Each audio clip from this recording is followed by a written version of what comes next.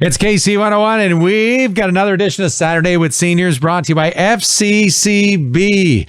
Local branches are in Mansfield, Blossburg, and Wellsboro, and they sponsor another edition here on KC101. And today our guest, Jean Doud, and we're going to be talking a lot about Lambs Creek, a village which is no longer there, but you may know about, and about her life and where she grew up and all that stuff. And good morning, Jean. Thank you so much for taking the time to join us. Good morning. Well, tell me about your life. Where were you born? Where did it all start? Well, my life started in Watkins Glen, New York. I wasn't a Lambs Creek birth. Everybody thinks you're all Lambs Creek, huh? Yeah. Which I pretty much have been, but I was from Watkins Glen, moved to Elmira, eventually to Millerton, and that's where we were as a young child. How many years ago were you born in Watkins Glen? 83 years, June the 6th. And you were telling me before when I spoke to you where you were born is right like where the racetrack is today. That's right. I think part of the house may still stand, but the last I saw, a lot of it was down, so I don't think they're kind of makes you sad that that was your home and it's not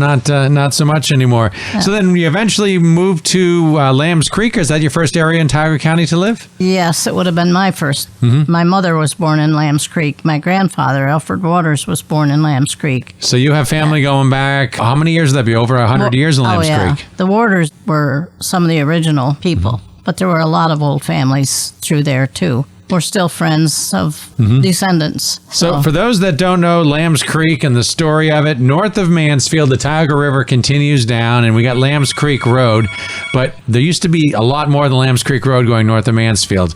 Route 15 ran not where it runs now. So what was it like then, traveling? Give me a description traveling from Mansfield through to Lambs Creek. Just an old-fashioned road.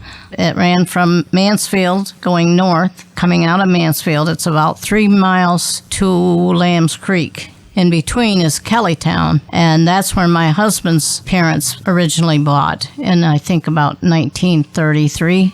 Yeah. And they bought a big home there, and his dad was a beekeeper, and that's what he did for a living, and he did carpentry and stuff to keep him going all year. They had 5 boys, and they're all gone now. My husband is the last surviving Doud of that generation. And we were married at the Lambs Creek Church 65 years ago last week. Congratulations. Thank you. And that church survived the flood here. We'll talk about that in a little bit. Right, it did. When we got married, we lived in Lambs Creek. Walt was born in Kellytown, or the hospital. Kellytown's only about a mile from Lambs Creek, right? Each of these, but back then when you didn't travel as fast as we did now, a mile away was truly another village. Right, but the man that built the house that Doud's bought, he was a carpenter, and he built a beautiful home. It was a beautiful home. We would have liked to have moved it, but we were in the process of moving our own house and helping with the church, and my mother-in-law was widowed, and she moved her house next to ours. Yeah. And we're now on Pickle Hill out of Mansfield. So Lambs Creek existed north of Mansfield, a few miles down the stream. If we go down to where the boat ramp is, before you get to the boat ramp, Mansfield on the left, you'll see a field with a loop of a road around it. There's a bridge that unfortunately some people think it's okay to spray graffiti on.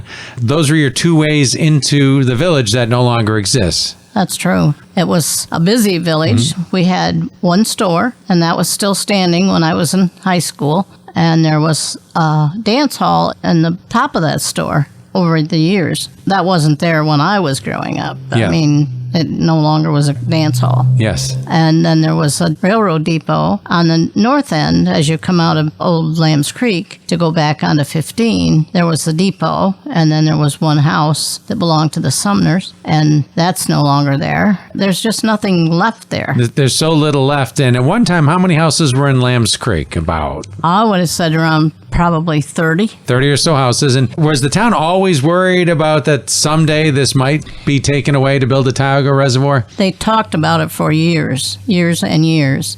And they would tell the people, don't fix your house up because it's not going to be here. And, of course, they were looking out for themselves because they were going to buy the house at what it was worth, so they didn't want you to invest in something they were going to have to pay more for. And we had our house built in 1964. We moved into it. Oh, so your house was not that old when... It was 10 years old. And they came along and they started the push to get these houses bought up. We were one of the first to be bought up and moved. And everybody was under the impression that when they paid you, they would move your house. No, that didn't happen. Were you allowed to keep your house after they paid you, or paid them. if you moved it, or you still had to buy it after? Yeah, you still had to buy it. Buy it back after they gave you money. So they gave Right. you some and you had to give some. Long story. Yeah. Sad story. Yeah. And we thought we should cooperate because we were going to have to go. And they approached us in 1973 and started Yeah. negotiations. With you and the 30 other house owners that were there. Right. And then we had it moved to the top of Pickle Hill. And we paid for the move. And they said, well, they would give us an open contract. And then if we spent more, just bring the paperwork to prove it. So, okay, that's what we did. But of course, they didn't tell you that you've got to pay your mortgage off on a 10-year-old house. Wow. And they did not Yeah. call that an expense. The bank wanted you to pay that off, I suppose. That's right. You could not do anything else. You had to pay it. So going back to when these notices first came around, there was rumor, there was, I can't imagine that feeling knowing that your town could be gone tomorrow, Right. When the notices came around, what was the feeling in town? Were some people relieved that it was finally an answer, or was nobody relieved and everybody very upset? I think everybody was upset. We didn't want to leave our homes. A lot of us born and raised there, and that was our history. Yeah. And we didn't really want to give them up, but you didn't have a choice. They told you that. The right of domain, they've got it. So you have to cooperate or end up hiring a lawyer or whatever. We cooperated. Did anybody not cooperate and try to stay to the Yes, end? there were several, and they were probably the smarter ones because they got more than they would have if they had just cooperated. Yeah. And we didn't, because when I took the proof over, the first thing they looked at was the paying off the mortgage. We don't consider that an expense. Well, to the homeowner, you did consider that an expense. Yes. So they were better off in ways if they had hired a lawyer. How much longer did the last person stay after they told you had to leave? Was there any squatters staying a whole year after that? Well, some of them, my parents lived with my grandfather, Upper Lambs Creek at the time, because he needed full-time care, and they were taking care of him. And they bought a house in Mansfield, and he went with them. And I would say that was probably a year after we moved in 73. Yep. And really got in it. When they moved it, it was up on cribbing and whatnot, and it was that way for months and months and months. And we lived in a little 17-foot travel trailer with a house sitting up there that you couldn't, you had to climb a ladder to get in Get it. up to it. It was quite an experience, good and bad. So what did the majority of the people do? Did they just abandon their houses and let them get bulldozed over, or? I would say probably the majority did. Yeah. Yes. So the bulldozers just came through. Did you see them coming through? Doing that would have been heartbreaking to be seeing my town get. No, and we would like to have moved my husband's parents' home because that was a beautiful home, and we couldn't do it. We had kids in college. We were moving houses and helping with a church, and you couldn't do everything, so you had to pick and choose. Yeah. And we like where we are, but it'll never be what it was, No, nothing's like your hometown. You grow roots there, and Right. Lambs Creek has a lot of history. It goes back a lot further than you're living in yeah. there. I was reading the history of those old sawmills that were there back in the Yes, yep. 1700s, and there was even barges coming through there with coal for a few years in the 1860s or 70s. And my grandfather tells about ice skating. They could ice skate to Tioga and back. They could not ice skate to Mansfield and back because it would never freeze over in certain spots. Must have been slower moving water between there and. And he had a brother who they swam in the creek, and the one brother drowned. So terrible. There's a lot of history in Lambs Creek, and a lot of happiness and a lot of sadness. So. And I go over Mill Cove Bridge. I'm not looking down at Lambs Creek, but I'm looking down at Mill Cove. That was another village, only a mile or two downstream from where you were. Probably a very similar situation for those folks as well, I'd guess. Yeah, there weren't as many houses in that area, but there was a tavern and a restaurant type thing. And through the years, it had rooms upstairs where travelers could. Yeah, I've seen postcards. It was quite a thriving, looked like business there. And that was still going on as a business when I was growing up, but there weren't a lot of homes in there. Some of them were. Yeah. But I would have been more connected with Lambs Creek, so. Where did you go to school in Lambs Creek? Was there a schoolhouse there, or was that Mansfield? I went to school in Bird Creek, New York. Oh. You know where that is? Yeah, how'd you have been all the way through all your schooling? No, I went to Millerton, my first grade, and then we moved to Bird Creek. And from that grade till 8th grade, we went back to Millerton, and that's where I went 8th and 9th. Then we moved to Mill Cove. Lambs Creek. Oh, Lambs Creek, yeah. Lambs Creek. Sorry. High school, I went to Mansfield. Okay. I was never in the Lambs Creek. Did Lambs Creek have a schoolhouse in it? Yes, it had the only 2-room schoolhouse in the county at the time. And my grandfather went there. Now, I don't have the time slot figured out just when he went. But he went there to school, and some of his sisters and relatives were there. And it had the 2 rooms, no water, no running water. And it didn't have running water the day they buried it under. Wow. They carried it from a neighbor who had a well. And that's where they got their water. There was no facility, no restroom facilities, and just nothing there. When you were a kid, did everybody besides the school have electricity and running water, or was that a luxury for some? They all had pretty much running water. A lot of sulfur in the water in Lambs Creek. On our lower house, when my parents lived there, and when I was in high school, they had drilled a well, and it was just sulfur. Couldn't hardly stand it. But, horrible. But I guess that was one thing that was a plus. Getting on top of the hill, you didn't have sulfur. So what did the kids do for fun in Lambs Creek? Or what did you do for fun when you were a kid? I mean, I know you talked about ice skating on the river, people did, and swimming down there. But, before the days of all the things we have now for entertaining our kids that I'm not sure do such a great thing, what did you do?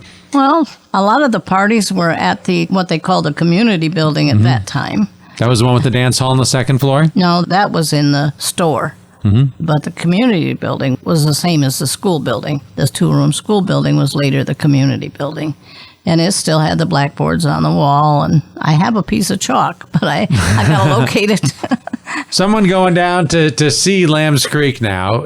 I go down there a lot. I love the bicycle path. It is a very peaceful, quaint area. Right. And every time I ride down the roads down there, I just try to imagine almost like a scene in a movie where all of a sudden the houses are going to be back and you're going to see kids playing in the yard and people farming the fields. But you don't. It's just peaceful and birds. Right. And so give people, I guess, a little walkthrough. So when you take the bike path down or the road down, there's a road to the left. It's a D-shaped loop that goes around to the bridge. Do you remember the name of that road, or did the roads have names? No, it was just Lambs Creek Road or RD3 or something. Yeah, just your... that's what we had. So if someone comes around that loop now, they'd have no sign that there was any houses there. The only sign of anything is an old metal bridge that you see of that's getting grown into the woods to the point that you could bicycle right by it and not see it. Right. Do you remember that bridge? Oh, well, yeah. Had a lot of walks across that bridge.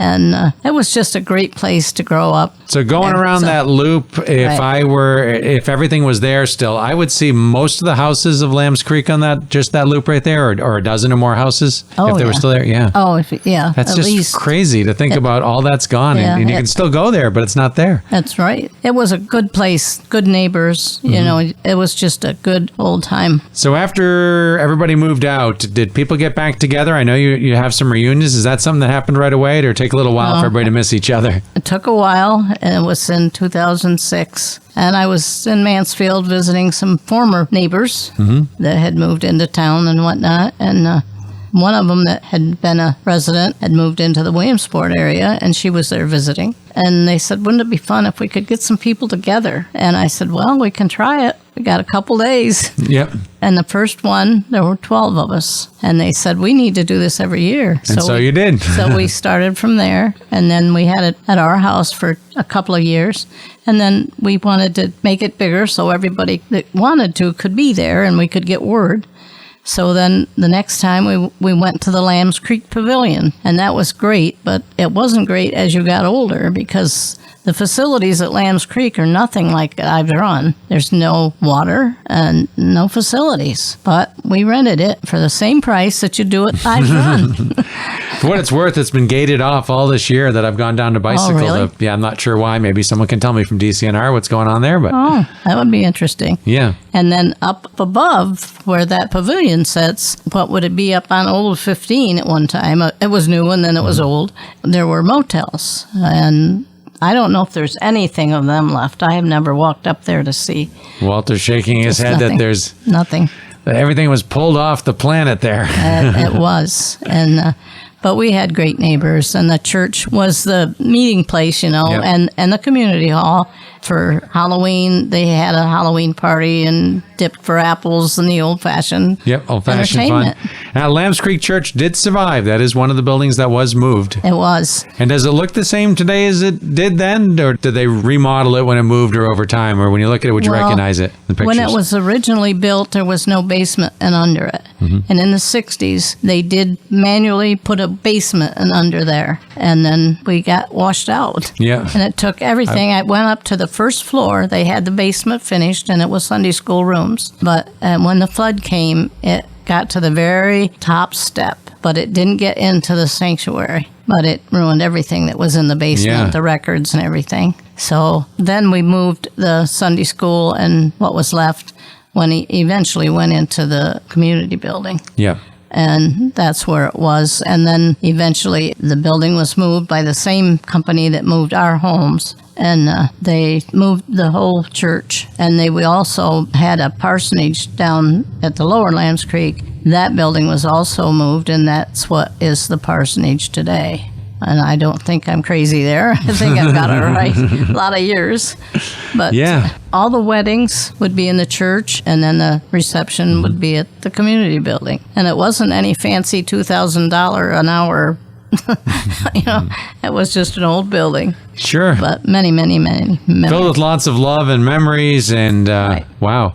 Any closing remarks you want to share or anything or thoughts? Or No, I just would love to see them all come again to the picnic. Yes. We will be so having when is the picnic? Let's invite people that have an interest to come. September the 17th. Yep, September the 17th. Okay. And it will be later we moved it from the Lambs Creek Pavilion. The Barnes family has a nice place up Lambs Creek above where the water company used to be. And they have their whole family have built homes in there. And Kathy has a very nice home that her and her father built. So she said, you can have it in my pavilion. She had a pavilion. And well, that's great. She does a great job, and we're so thankful for it. It's more convenient for us older people. Yep. And more convenient. But we'd love to see everybody there. And some of the younger ones are beginning to realize what age does, and you realize and appreciate more what you had. So, yes. And it's been very rewarding in lots of ways. So we're just thankful. I know you have some big scrapbooks, too, that get pulled out at the event that people love going through and seeing some old memories. If there's anything we can copy or make for you, let us know what you would like, and we try to get it to them. Very nice. Well, thank you for your time. That's Jean Doud. Spent much of her life in Lambs Creek, which is now the field just before Tioga Reservoir as you're heading north on 15 to the left down there. That was a whole town at one time. We're at KC 101. It's all brought to you by FCCB, our local branches in Mansfield, Wellsboro, and Blossburg. They've been building our communities for over 150 years at First Citizens Community Bank, member FD.